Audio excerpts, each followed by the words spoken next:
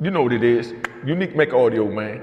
They wanted me to speak on as far as what it was like back then spending money and how it's like spending money now, meaning buying cars, clothes, jewels, whatever, whatever. And, you know, and just, you know, just how we moved and how the dudes treated the women, you know, back then compared to how the dudes treating the women now. You know what I mean? How we took care of women back in the days and how they taking care of women nowadays in 2021. But we're gonna start with, you know, let's start with the kicks first. Let's start with the jewels. All right, we go all the way back to 1985. We used to wear the silver chains. Don't act like y'all don't remember. 1985, silver chains was out and it was big. You know what I mean? But you know, it was under gold. It was still some little boy jump was under gold, but they wore it. Meaning like in high schools, things like that I'm talking about. And then the older dudes had the gold on, you know what I mean? And then you had the old heads now. And I know a lot of people probably don't remember because they've never been in the environment to see this. You had the old heads, the old number runners that was wearing the platinum back then. You know what I mean? From back in the 80s, the platinum rings and platinum bracelet, everything platinum and diamonds. You know what I mean? That's how the old heads was doing it back in the 70s. Let's keep that 100. And you know, in my back and in the 80s too, you know, really come over in the 80s. But you gotta remember back in the 70s, you buy a goddamn Grand Prix brand new out the dealership, 1972 for what, $3,500. $3,500 for a Grand Prix that now costs $50 and $60. You know, just to give you an idea where we at when you're talking about a nigga wearing platinum. But you know, that's how we was doing it back then, right? So now, you know, we getting our little money. So if we decided to go shopping, once we, you know, get our little jewelry right, you know, we usually go hit Canal Street or 40, or you know, the Diamond District. You know, the hip hop people went to Canal Street, and the dudes that was getting the money, we was going to, you know, 47th Street, the Diamond District. You know what I mean? And we was learning about it back then because we didn't know about it. Not talking about like we knew about it. We learned about it from being in and being around it and doing what we had to do with it. Let's get that straight. So, you know, we did what we had to do with it, you know? But now, when you look back, the way we rolled in there, it was like, you know, pull out 10 grand, 15 grand, and, you know, they showing you the diamonds, they putting way bigger prices on the diamonds that don't even need to be on the diamonds, and, you know, but we don't know what the hell diamonds are. You know what I mean? We dope boys, man. We just got our hands on cocaine. We ain't get our hands on diamonds yet. We just got our hands on cocaine. So that's what I'm talking about when we first came up, bringing you up from the mentality from where the first all began, right? So now, you know, we ain't got none of that, you know what I mean? So we learning, and a diamond that costs $300, they telling us costs $1,300. You understand what I'm saying? And we said, I will fill that joint up with 100 pieces in. You understand what I'm saying? And that's how they getting our money, crushing us, you know? So everybody was hitting us, you know, then, you know, of course you had Dapper Dan with his fly jackets and all that. 7,500, 7,500 for a leather bomber, you know, but that wasn't nothing. We was getting money, you know, 7,500, Dap, take that, you know what I mean? But nowadays, you think back, a nigga go back then and talk about 7,500, you know how much clothes you could buy with 7,500 back in 1988? You know how much clothes 7,500 gonna buy you in 1988, my nigga? And we was giving that for a jacket, for a jacket, for a jacket, for a jacket. Big shout out to Dap, salute, you know what I mean? But that's how we do, man, you know what I mean? We share the wealth, you know, we was like the Robin Hood, we did what we had to do, you know, not bragging about, not glorifying, not doing nothing else, so let's get that straight so you don't start with this bull crap, you know what I mean? But, you know, we was just doing what we had to do, man, you know? We made sure everybody eat. We were supporting his hustle. He said he wanted 7,500, we didn't tell him 6,500. We never did shit like that, not with that, that would be a disrespect, you know? But, you know, we go in there and we get our girl an outfit too. You know, I know a few dudes that used to get their girls the Yves Saint Laurent, you know, dresses with the big square shoulders, and you know that they made female clothes too because they got female designers that was in there. You go with that, man, he got the big table, he got the male people around it, you know what I mean, got the female people around it, and he got the people that want their stuff, you know, telling them what they want, and whatever they're telling them verbally, they taking their pen and they drawing it and sketching whatever it is you want in that jacket or that outfit. You know what I mean? But that's how serious that was. But that's how we spent money, and that's how we did what we do back then, you know what I mean? Now, I want to go get a pair of sneakers, so I shoot up to KP Kong up on 145th Street. I get up to 145th Street, I go run up in the joint, see all the different sneakers on the one to eye. You give me 3 pair of white Air Force One, 2 pair of black ones. You understand what I'm saying? And, you know, We'll grab some other colored joints that just look good. Back then they had the Reebok. I didn't wear Fila. You know what I mean? I either wore the Nikes or the Reebok back then, to be honest. You know what I mean? I wasn't even really rocking the Stan Smith in '88. You know, when it got played out in Brooklyn, to me it got played out. You know, when it became a fad, it got played out. You know what I mean? If you're not doing it when they first do it, you know what I mean, then you ain't really doing it. You know, don't come after the fact, because even though you might be 6 months late, 3 months late, now you're still retro, my nigga, or my young lady, you still retro. And we ain't trying to make you retro. You know what I mean? So, you know, we're trying to keep you current with the fashion. But, you know, that's what I was. I mean, I wasn't one to sit back and let nobody guide no path or no lane that they felt I should be going in. I'm going to go where I feel I need to go. You know what I mean? That's going to be best for me.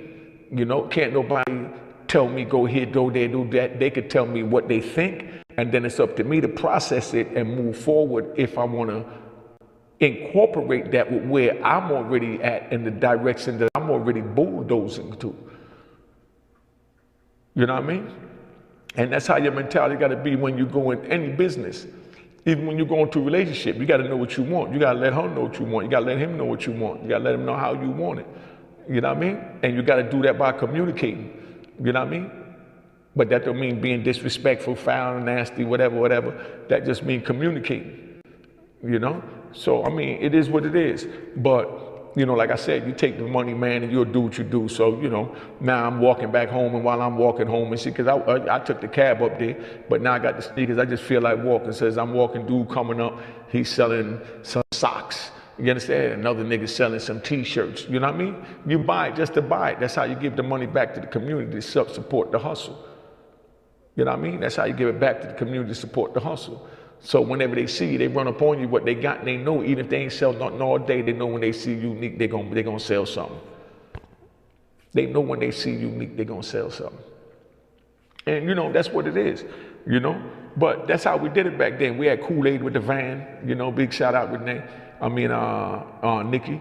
You know what I mean? Kool-Aid had the van on 125th Street, had all the fly gear, was throwing it out there, doing what he do. Everybody come, you see all the clothes on the van. I'm talking about the 8-board jackets, you know what I mean? The used jeans, the damaged jeans, you know what I mean? I could keep going on. You know, they might even have some cross colors and some Carl Kanai in the back. You know what I mean? That's how Kool-Aid and them was doing it with the clothes on 25th Street. But, you know, shit was proper. Shit was real proper, man. You had to be there to really understand it and feel it and know what it was like, man. That was Harlem, my nigga. When you see Kool-Aid, you pull over and you spend $2-3 grand. You know what I mean? That's how you support Kool-Aid. Because Kool-Aid, he don't want to sell coke. He don't want to break the law. He want to do the right thing. He want to be in fashion. So when you meet a man like that, you hit him off and you keep him moving. You don't stop. You don't slow down. You don't play no games. You don't do none of that. You just keep it moving, bulldozing to the front and trying to help him get up there. Because if he get up there, now that's somebody you can go to and say, hey, let me hold this million till next month.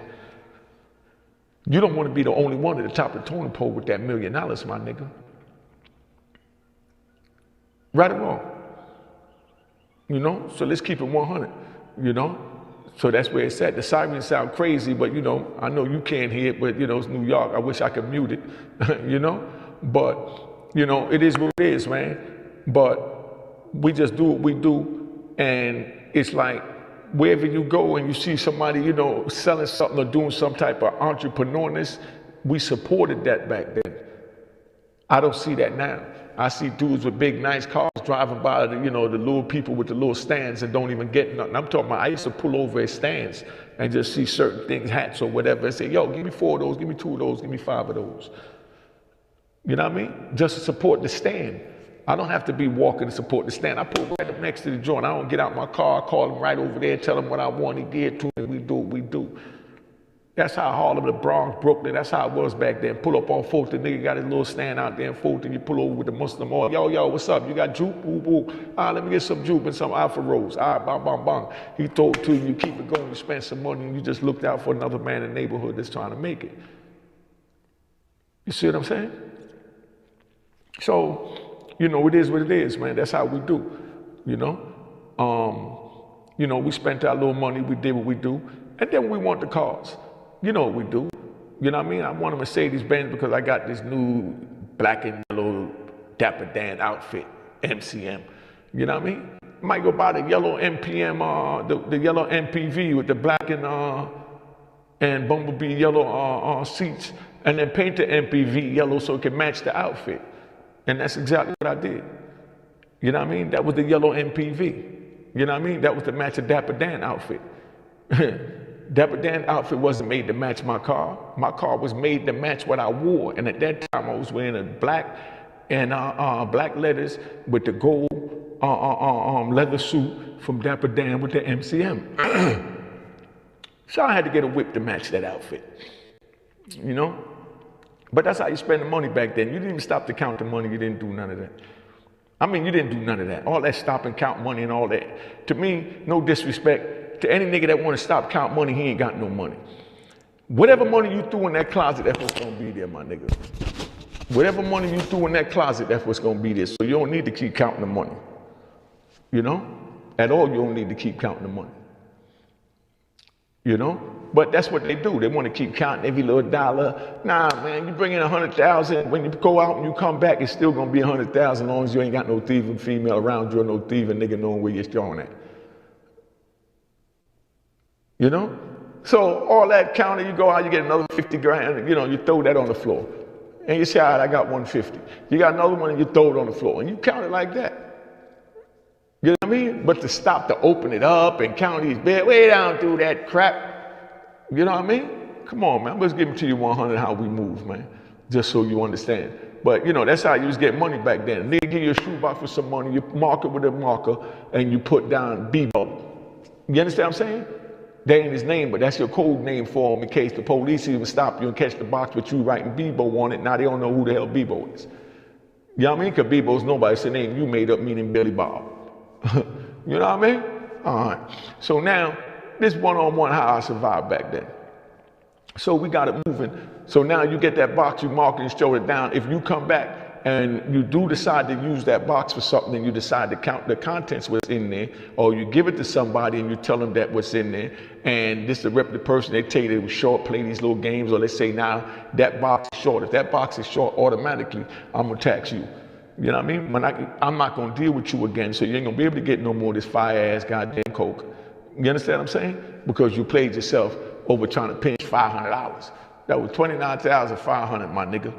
You know what I mean? If you thought you were short, you should have put the 500 in anyway, just to keep and honor your word that you don't play games and you count your money right. But at some point, you had to say, is it 25 or is it 30? Is it 20 or is it 25?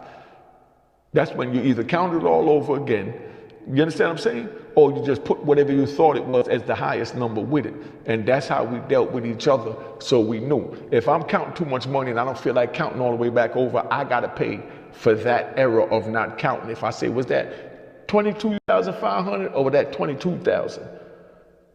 That means I gotta put that, make sure it's 22,500. 22,500. We're not gonna go backwards, because that might be that 500 that's short that make you look like some trash. You know, so don't say I didn't give it to you. You know, I'm just giving it to you 100, just letting you know what it is. But, you know, now you know, don't even deal with that piece of crap, and you know you can't trust him far as you can see him. You know what I mean? But then now, I grabbed that shoebox and I took the shoebox down to go buy a new Mercedes Benz, go get the Benz, you know what I mean? The Benz feeling good, but then I feel like take it to Route 46, go get the rims on it. So I put the big rims on it, joint, you know what I mean? Get the BBSs with the big Pirelli tires, you know, the low rider, you know, we do back then. And, you know, we just had fun and we balled through the hood, man, and we hit the spots to let everybody know that we got a new whip. We decided to treat ourselves to something, and we want to treat y'all to viewing something. You know what I mean? Because y'all love looking at it as much as I love driving it, as I love looking at Kevin Child's red BMW as much as he loved driving it. Meaning there's a lot of cars that I love too, that I love to sit there looking at. I love my cool parts that was getting their little things and hooking their cars up their way, and I gotta step my game up. That nigga went too fly. That nigga went too fly. I gotta step my game up, and the nigga heart start beating because he gotta get his title back. You know, your head, you got the title.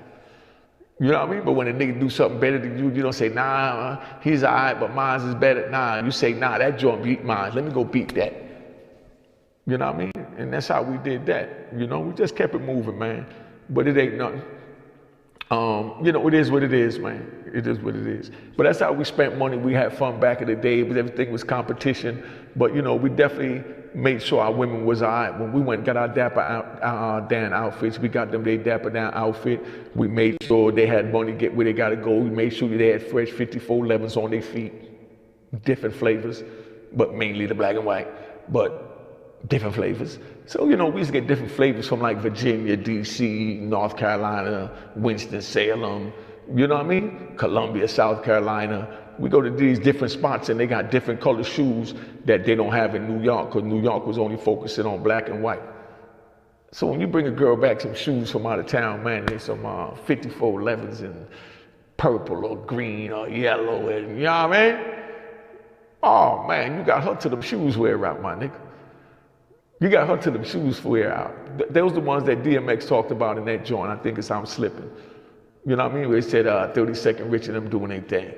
You know? But you know, you get props where it's due. Like I said, you know, there's a whole bunch of us making sure they had 5411s. When we went out of town, we make sure we bought them some, you know, exotic 5411s. Make sure that we can show them that, you know, we can take care of you, make sure you right, make sure you good, because if you look good, I look good, and you're gonna tell a nigga, nah, I'm looking good, because Unique got me looking good. Nigga, you can't get me looking better than Unique, so you can't get nothing out of me.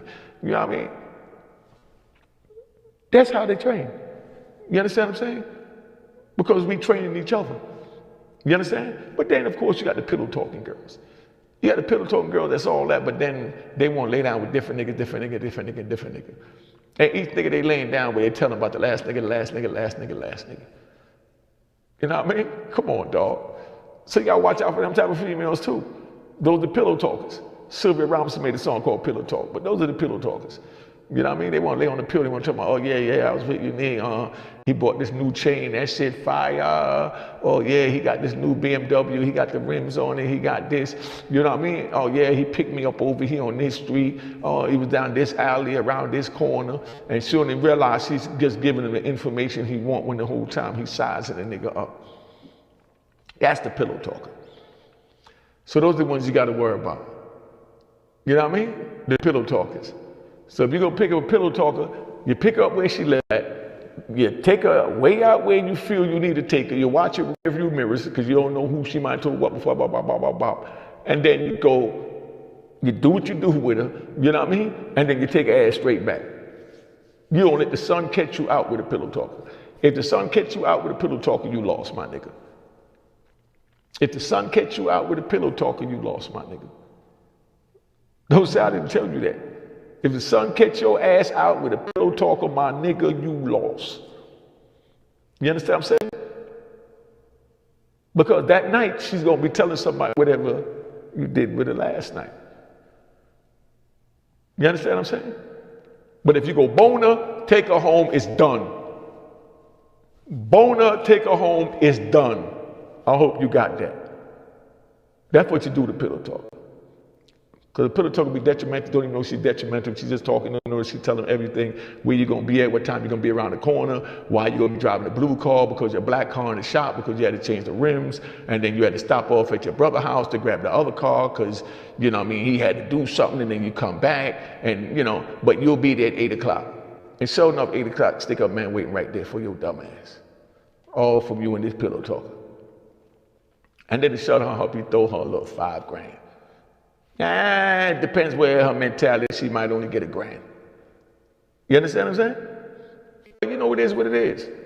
You know, welcome to my world. That's why I tell you, don't get involved in it. Don't do it, because if you try and do it, you know what I mean? You got to do it all the way. You got to do it the darkest. You know what I mean? You got to do what you got to do.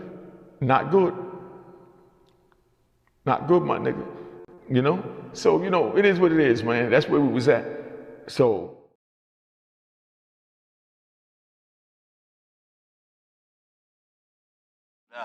Cheers, cheers, toast the crime, toast the crime, the crime, the crime, the crime.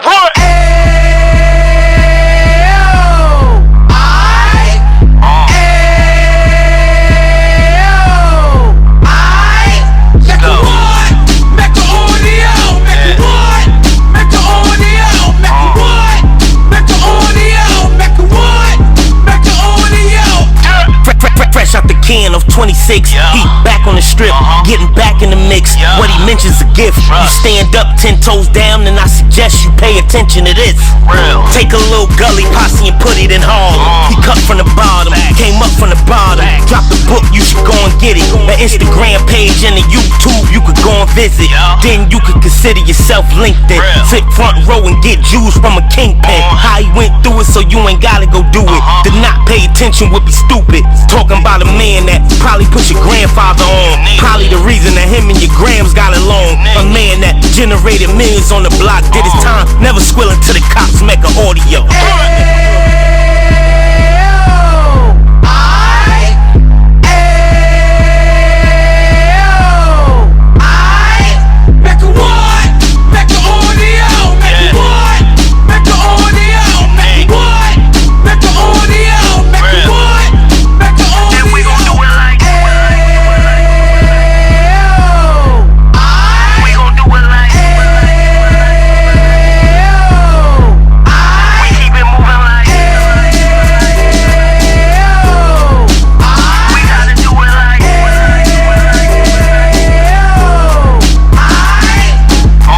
Get it live like 2 G's in the 90s. Drop top beamer so shiny. I let shorty go, she was whining.